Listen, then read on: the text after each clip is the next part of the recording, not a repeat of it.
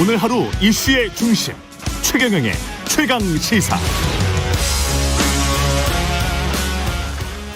네, 국민의힘 당원 모바일 투표 시작으로 최종 대선 후보 선출 작업에 돌입했습니다. 윤석열, 홍준표 윤석열 간 그야말로 초박빙 대결 예상되고 있고요.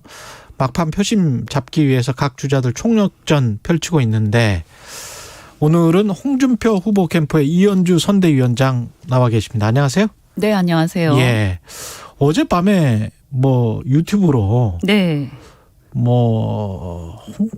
홍준표 캠프에서 지금 윤석열 후보 캠프에서 네. 뭔가를 했다는 제보가 네. 홍준표 후보 캠프로 맞죠. 들어온 거예요? 네네네. 예. 그게 뭡니까? 그 유튜브로 이제 녹취가 퍼졌는데. 어떤 녹취입니까? 우리 이제 말하자면 국민의힘 당원에게 이제 홍보 전화가 왔는데, 이게 이제 국민의힘 예를 들면 성북지부다. 국민의힘 성북지부다라고 하면서 윤석열 당처럼 그냥 네. 국민의힘 그렇죠. 공당에서 얘기하는 네. 것처럼 공식적으로 네. 그러면서 윤석열 후보 지지를 호소를 하는 그런 내용이었어요. 그런데 이제 이게 말이 안 되지 않습니까? 말이 안 되죠. 네, 그러니까 예. 이제 받은 분에 따라 다를 텐데 이제 이분은 이제 이런 어떤 일이 있을 수가 있냐. 그래서 이제 따진 거예요. 어떻게 국민의힘의 성북지부라는 데서 특정 후보를 지지하라고 얘기하느냐. 이 말이 되냐 이러면서 막 줄 세우는 거냐 아니면 이제 이런 불법 선거 운동을 듣기는 했지만 얘기는 들었지만 진짜 예. 이렇게 나한테 이런 전화가 지금 벌써 몇 번째다. 그래 내가 이번에는 녹음을 하겠다 이러면서 막 따지니까 그게 녹음이 돼버렸어요? 네네네. 그러면 국민의힘 성북지부다라는 그 메시지는 국민의힘 성북지부에서 공식적으로 만든 거는 아닐 거 아니에요? 아니죠. 그래서 당에서는. 따지니까 이 전화하는 이제 홍보원이 나중에 죄송합니다. 그러면서 사실은 윤석열 캠프입니다. 예? 이렇게 한 거예요. 그게 다 녹음이 됐다고요? 네네. 녹취가 나왔어요. 그래서 그게 어젯밤에 지금 유튜브에서 폭로가 됐습니까? 네. 유튜브에서 그게 막 돌고 있어요. 그래서 이제 저희도 그걸 받고 이거는 너무 심각하다 이거. 근데 우리가 사실은 그런 게 지금 비일비재하게 이루어지고 있다. 당협위원장을 줄을 세우더니 이 당협위원장을 이용해 가지고 선거운동을 한다. 이런 얘기 제보들을 저희가 많이 들었는데 이제 말하자면 이제 그런 일환이 아닐까. 그런데 사실은 그건 불법이거든요. 불법이겠죠. 그리고 마치 이제 선관위에서 전화를 해서 중앙선관위 성북지부인데 누구를 찍으세요. 이렇게 말하는 거하고 똑같은 거죠. 그럼 말이 안 되지. 그렇게 한다면. 이 받은 당원이 굉장히 의식이 높으신 분인 거예요. 예. 그래서 지금 시대가 어느 때인데 지금 무슨 짓을 하고 있는 거냐 이러면서 막 오히려 호통을 치시고 야단을 치시고 이제 사과를 받아내는 이런 내용이었는데 예. 이게 이제 말하자면 이제 저희가 계속 얼마 전에도 울산시당위원장이 있지 않았습니까? 예. 근데 울산시당위원장이 아예 윤석열 후보 캠프에 선대위 무슨 본부장으로 들어가서 이름을 올리고 그래서 우리가 그거를 시당위원장을 사임을 해라. 왜냐하면 이 시당위원장이라는 직책은 그거거든요. 이 나중에 이제 지방선거 때 공천을 관리하는 입장 아닙니까? 예. 그러면 이 시당위원장이 특정 캠프에 가 있다. 이러면 이게 나중에 공천에 영향을 받을 수 있기 때문에 그 줄을 안 설 수가 없어요. 출마할 사람들은. 근데 윤석열 후보 캠프에서는 이 사실에 대해서는 부인할 것 같은데요. 어떤 거요? 시킨 거는 아니다. 우리는 모르는 일이다라고 할 것 그렇게 같은데. 하더라도 이게 예. 녹취가 분명하게 나와 있으니까 예. 불법 선거운동 녹취라고 해가지고 지금 올라가 있습니다. 유튜브에. 캠프 쪽에서는 홍준표 후보 캠프에서는 어떻게 대응하실 겁니까 그러면? 그래서 이 부분에 대해서는 예. 이게 명백한 불법 선거운동 이거 사실은 사기거든요. 사기 일종의. 그렇지 않습니까? 그 이제 잘 모르는 당원들 같은 경우 당의 예. 체계라든가 이런 어떤 선거운동의 중립성 문제나 이 공정선거의 문제를 잘 모르시는 분들은 덜렁 쏘을 수도 있죠. 이게 당에서 미는 후보구나 이렇게 생각할 수도 있고 특히 좀 그렇죠. 이렇게 이 당 활동을 많이 안 하신 분들 같은 경우는 그래서 이거 어쨌든 영향을 미칠 거 아닙니까? 근데 이게 한 건만 있겠습니까? 또 그 전화 녹취를 보면 본인도 전화 받으신 분도 내가 벌써 이런 전화를 몇 건을 받는데 오늘은 내가 못 참겠다 이러면서 녹취한다.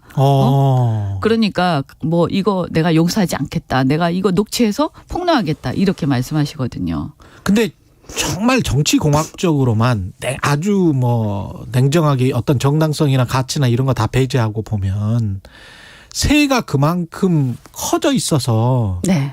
그래서 그런 것도 현혹될 수 있는 그런 상황으로 지금 온 거 아니에요? 혹시 당협위원장이랄지 국회의원들을 많이 윤석열 후보 캠프에서 그러니까 이제 지금 보면 때문에. 이제 당협위원장 같은 경우에도 물론 저희를 지지하시는 분들도 굉장히 많으시고요. 또 최근에는 많이 늘어났어요. 왜냐하면 지지율이 높아지니까 양강 구도를 딱 확보가 되면서 그동안 이제 대놓고 하지는 않지만 그래도 관망하시던 분들이 이거는 당을 위해서 나라를 위해서 그래도 홍 후보가 준비된 후보가 하는 게 좋겠다 이렇게 판단하시고 우리를 응원하시는 분들이 한 일주일 사이에 굉장히 많이 늘어났거든요. 예. 그런데 이제 저희 같은 경우는 그 발표를 하질 않죠. 뭐 누구 당협위원장이 우리 지지한다. 예. 뭐 이름을 쫙 발표한다. 근데 이제 윤 후보 캠프 같은 경우에는 초장부터 그런 일들이 비일비재했었고요. 저도 이렇게 부산에 이제 당협을 맡고 있는데 부산에 있는 당협들한테 연판장을 돌렸죠. 초기에 그래가지고 지지하는 사람들 이름을 적어라. 그러면 이제 어떻게 되냐면 당협이 몇 개가 있는데 그중에 누구는 적고 누구는 이름 안 적었다. 그럼 이름 안 적은 사람은 찍히는 거죠. 비밀 투표가 아니네. 완전 강요하는 예. 거죠. 네? 그래서 그때 아주 제가 윤석열 후보한테 크게 실망을 하고 이 사람 큰일 나겠네. 응? 그래서 제가 그거 이름을 적어서 연판장 돌리길래 이런 짓을 하지 마라. 이거야말로 반민주적이고 패권적인 행태다. 이 뭐 하는 거냐 이거. 그러면 여기서 특히 그때는 윤석열 후보가 압도적으로 1등을 하고 있었기 때문에 사실은 다른 대안이 없다라는 생각 많이 했었거든요. 몇 달 전만 해도. 그래도 다른 사람 지지한 사람이 있을 거 아닙니까? 그런데 그렇게 딱 나오니까 굉장한 압박을 느끼게 돼요. 사람들이.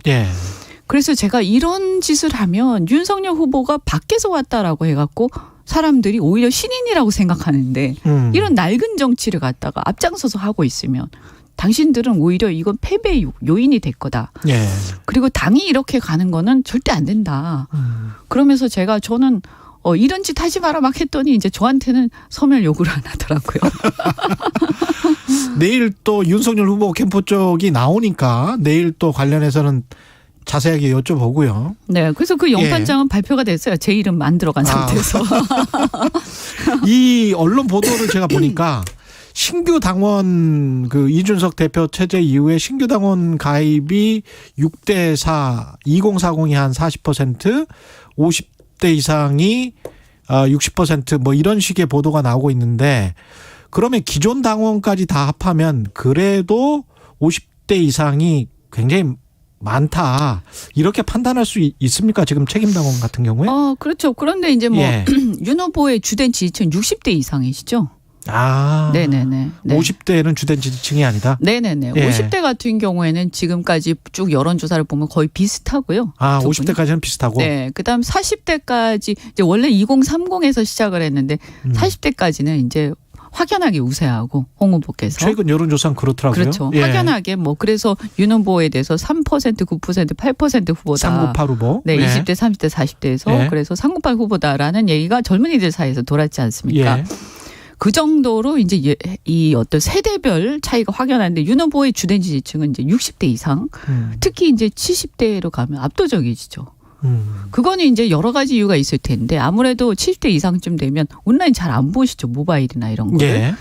그리고 이제 지방에 계신 분들이 많고요. 그러다 보면 정보가 좀 느려요. 네. 그러니까 처음에 보면 잘 아시다시피 압도적이고 막 이렇게 그때 조국 사태부터 해가지고 그분이 막 영웅시 됐기 때문에 그게 한 몇 달 전 얘기죠. 근데 사실 아시다시피 이 몇 달 사이에 얼마나 판세가 바뀌었습니까? 그래서 홍 후보의 바람이 불고 또 이렇게 많은 이제 젊은이들이 지지하기 시작하고 여론조사 최근에 보면 굉장히 많은 격차가 벌어지는 것도 있었고요. 어쨌든 지난주는 한 10개 정도 저희가 봤는데 10개가 다 우리가 우세를 하더라고요. 물론 일부 작은 여론조사 기관이 있는지 모르겠지만 그래서 그런 것들을 이제 사실 여론의 동향이라든가 정보에서 좀 늦죠. 그렇게 연세 많으신 예. 분들은. 그래서 잘 안 바뀌죠. 예. 그래서 그분들 얘기를 들어보면 아직 이제 옛날에 몇 달 전의 얘기 그 상태를 아직도 생각하시는 분들이 많으세요. 근데 지금 당장 투표를 하고 있지 않습니까? 그렇죠. 그래서 예. 이제 저희가 최대한 이제 지방이나 시골로 가서도 막 말씀 많이 드리고 이것이 현실이고 지금 많이 바뀌었고 이미. 그다음에 그 사이 그 이유는 뭐냐 하면 몇 달 사이에 보여준 윤석열 후보에 대한 실망, 여러 가지 또 국정 운영의 준비가 안 돼 있는 부분들, 여러 가지 이제 실언 잇따른 망언들, 이런 것들을 이제 저희가 홍보를 하고는 있습니다만 아무래도 70대 이상은 저희가 불리하다고 봐야 되고요. 예. 이제 50대는 이제 비슷한데 50대하고 60대 초반 정도만 돼도 상당히 이제 아무래도 조금 낫거든요. 예. 이렇게 정보 면에서 보면. 그래서 이제 그분들 같은 경우에는 이제 최근에는 어떤 흐름들이 좀 있냐면 특히 TK를 중심으로 해서 자기가 여전히 본인이 이 윤석열 후보를 지지를 하긴 한다. 그리고 홍 후보는 썩 마음에는 안 든다. 그런데 본선 가서 이재명 후보 상대하고 토론하고 이렇게 하려면 몇 달 동안 윤 후보는 불안해서 안 되겠다. 그러니까 그래도 우리가 정권 교체해야 되고 또 대통령 돼가지고도 뭐 어쨌든 간에 이렇게 전국 운영을 해야 되지 않습니까? 예. 그러니까 이거 걱정이 돼서 불안해서 안 되겠다. 그래서 좀 안심되는 후보. 그래서 홍 후보가 개인적으로는 이렇게 아주 지지하는 건 아니지만 이제 대의적 차원에서 홍 후보를 지지를 하겠다 이번에는 이렇게 말씀하시는 분들이 많이 늘어났습니다. 그 윤석열 후보 쪽에서는 홍준표 후보는 민주당이 원하는 후보다 그러면서 이게 민주당 지지자들이 꾸어준 표다. 이렇게 네. 지금 주장을 하고 있잖아요. 거기에 관해서는 어떻게 전 생각하세요? 너무 주제 파악을 못 하시는 거 아닌가 싶은데 좀 심하게 얘기하면. 아니 민주당이 원하는 후보는요. 예. 윤석열 후보겠죠. 왜냐하면 일단 어쨌든 여론조사에 객관적으로 많이 뒤지지 않습니까? 예. 그러면 이게 민주당 지지층이든 중도층이든 뭐 국민의 당 지지층이든 간에 대선은 모든 국민이 참여하는 거 아닙니까? 국민의힘 지지층만 가지고 합니까? 대선은? 그렇지 않죠. 네. 예. 그러면 예. 저는 도로 묻고 싶은 게요. 예. 국민의힘 지지층 말고는 전혀 확장력이 없고 다른 당을 지지하거나 중도거나 무당층에서 별로 지지가 안 나오는 후보가 어떻게 이긴단 말입니까? 그래서 저는 그건 오히려 본인이 경쟁력이 없다는 거를 홍보하고 다니는 꼴이기 때문에 되게 웃긴다는 생각이 좀 들고요. 왜 예. 그런 얘기를 하시는가. 그 얘기를 한 바퀴만 돌려서 생각해 보면 본인이 확장력이 없고 이 30%의 어떤 그 박스를 못 벗어난다는 얘기를 고백하는 거랑 똑같다. 그래서 우리는 지금 본선에서 이기려고 지금 경선하는 거지. 지금 국민의힘 후보를 뽑고 끝나는 선거가 아니지 않습니까? 그렇죠. 예. 그리고 또 하나가 뭐냐 하면 그래서 일단 민주당 쪽에서 만만한 후보가 더 좋을 텐데 예. 처음에 홍 후보가 굉장히 낮을 때 3% 4% 할 때는 만만했는지 몰라요. 그렇지만 지금은 윤석열 후보가 잇따른 망언과 지지율 폭락으로 만만하죠. 민주당 입장에서는. 예. 다만 민주당은 이런 건 있어요. 윤석열 후보가 너무 싫어요. 예. 그 역사가 있으니까요. 그런 어떤 관계가 있지 그렇죠, 않습니까? 그렇죠. 그러다 보니까 윤석열 후보에 대한 증오심 같은 게 있어요. 민주당 지지층에는. 예. 그래서 이거는 윤석열 후보가 무서워서 그런 게 아니고 미운 거예요. 그래서 거꾸로 역으로 민주당 지지층이나 그 여권 성향의 지지층을 결집시킵니다. 그래서 양자 대결을 보시면 윤 후보하고 하게 되면 홍 후보 나오시는 경우보다 훨씬 더 이재명 지지가 결집됩니다.